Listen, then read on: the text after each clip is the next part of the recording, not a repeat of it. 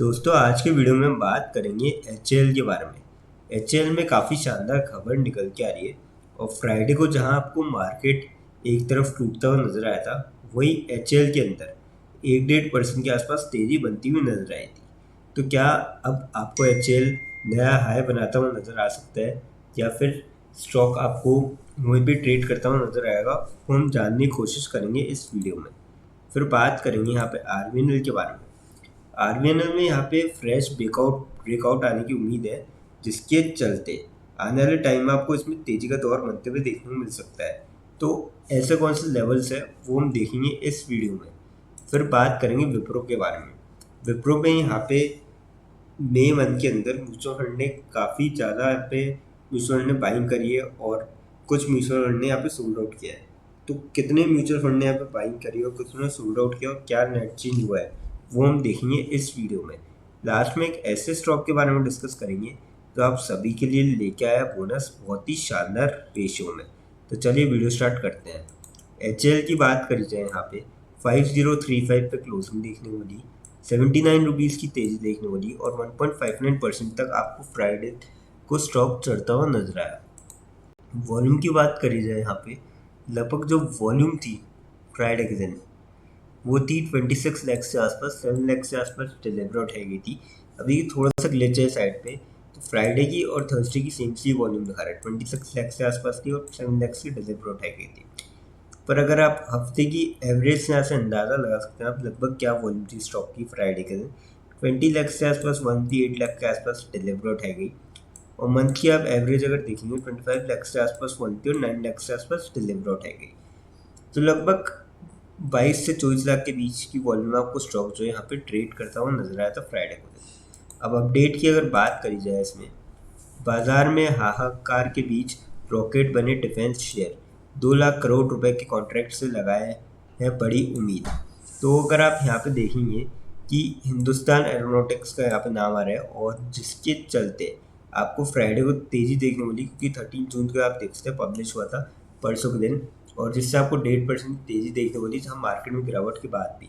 और मुझे लगता है कि कहीं ना कहीं आपको इस स्टॉक में आने वाले टाइम में और एक तेज़ी का दौर बनते हुए देखने को मिल सकता है। तो मेरे ख्याल से तो यहाँ पे लॉन्ग टर्म के पॉइंट ऑफ व्यू से आप जा सकते हैं स्टॉक के अंदर। अब बात करते हैं आरबीएनएल के बारे में। 408 पे क्लोजिंग देखने को मिली, लगभग 5 रुपये के आसपास गिरावट देखने को मिली और 1.25% तक स्टॉक गिरता हुआ नजर आया।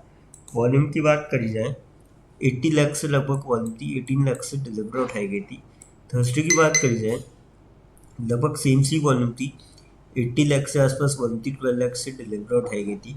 और हफ्ते की अगर एवरेज देखेंगे 1 CR के करीब वॉल्यूम थी, 32 लाख से डिलीवर उठाई गई। और मंथ की अगर एवरेज देखोगे आप 2 CR के करीब वॉल्यूम थी, 41 लाख से आसपास डिलीवर उठाई गई। तो काफ़ी सही वॉल्यूम में स्टॉक आपको यहाँ पे ट्रेड करता हुआ नजर आया था फ्राइडे के दिन। अपडेट की अगर बात करी जाए तो अपडेट कुछ ऐसा है कि यहाँ पे स्टॉक ब्रेकआउट जोन के करीब है और ऐसा ब्रोकर का कहना है कि बुलेट ट्रेन की स्पीड से होगी कमाई। और ब्रेकआउट अगर हम देखें इसका, तो यहाँ पे मेंशन है, यहाँ पे ब्रेकआउट आप देख सकते हो कि स्टॉक का करीब ब्रेकआउट 425 रुपीज़ के करीब है। और अगर यहाँ पे ब्रेकआउट होता है तो डेफिनेटली एक अपर साइड में आपको तेज़ी का दौर देखने को मिलेगा। और स्टॉक में अगर आप देखेंगे तो पिछले 5 साल में 2571% की यहाँ पे ज़बरदस्त रिटर्न देखने को मिला है। और मेरे ख्याल से आने वाले टाइम में आपको यहाँ पे और एक तेज़ी का दौर बनते हुए देखने को मिल सकता है। तो मेरे ख्याल से तो इस स्टॉक में लॉन्ग टर्म के पॉइंट ऑफ व्यू से आप जा सकते हैं। अब बात करते हैं विप्रो के बारे में। विप्रो में क्लोजिंग देखने को मिली 260.59 पे, 1 रुपये के आसपास तेजी देखने को मिली और 0.38% तक स्टॉक चढ़ता हुआ नजर आया था यहाँ पे फ्राइडे को। अब बात करी जाए यहाँ पे वॉल्यूम की, स्टॉक में 90 लाख से करीब वॉल्यूम थी, 35 लाख से डिलीवर आउट है गई। थर्सडे की बात करी जाए तो लगभग जो वॉल्यूम थी वो 90 लाख से करीब थी, 35 लाख से आसपास डिलीवर आउट है गई। और हफ्ते की अगर हम एवरेज देखेंगे 1 CR के करीब वॉल्यूम थी, 58 लाख से डिलीवर आउट है गई। और मंथ की अगर आप एवरेज देखेंगे यहाँ पे लगभग जो वॉल्यूम थी स्टॉक में वो थी 90 लाख से करीब और 45 लाख से आसपास डिलीवर हो जाएगी। तो 85-90 लाख से बीच की वॉल्यूम में स्टॉक जो है ट्रेड करता हुआ नजर आया था फ्राइडे के दिन। अब एक अपडेट इसमें ये है कि Wipro joins Urbsoft business partner program. तो ये काफ़ी बढ़िया खबर है और मुझे लगता है कि कहीं ना कहीं इससे आपको कहीं तेज़ी का दौर देखने को मिल सकता है। और दूसरी बात यह है कि अगर म्यूचुअल फंड के आंकड़ों पर नज़र डालें मई मंथ के अंदर, तो 109 म्यूचुअल फंड ने जहाँ पे बाइंग करी है, 54 ने सोल्ड आउट किया है। और जो नेट चेंज हुआ है स्टॉक्स का, 85,02,610 स्टॉक्स की यहाँ पे नेट चेंज हुआ गया म्यूचुअल फंड की ओर से। तो कहीं ना कहीं मुझे लगता है कि आने वाले टाइम में आपको इसका इम्पैक्ट देखने को मिल सकता है और स्टॉक जो है 300 के लेवल के वापस जल्दी पार जाता हुआ नज़र आ सकता है। मेरे ख्याल से तो इस स्टॉक में जो है बाइंग करी जा सकती है। अब बात करते हैं उस स्टॉक के बारे में जो आप सभी के लिए लेके आया है बोनस बहुत ही शानदार रेशियो में। कंपनी का नाम है यहाँ पे Motherson Sumi wiring India limited. आप सभी को पता है पहले मदरसन सुमी कंपनी थी, उसको बायफर्केट करके यानी कि दो टुकड़ों में बात किए, एक मदरसन सुमी रह गई और दूसरी Motherson Sumi wiring India limited.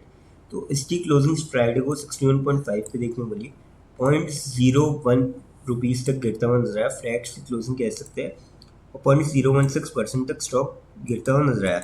एकदम फ्लैट क्लोजिंग हुई थी फ्राइडे के दिन। अब रिटर्न की बात करी जाए इसके, तो 5 दिन के जो रिटर्न है उसके 0.19% के रिटर्न कह सकते हैं कि पिछले 5 दिन फ्लैट चला है स्टॉक। महीने भर में 6% के आसपास रिटर्न, 6 महीने में 1.87% की रिटर्न, और ईयर टू डेट में ठीक ठाक ही परफॉर्म किया 4.5% के आसपास, महीने साल भर में 22% के आसपास।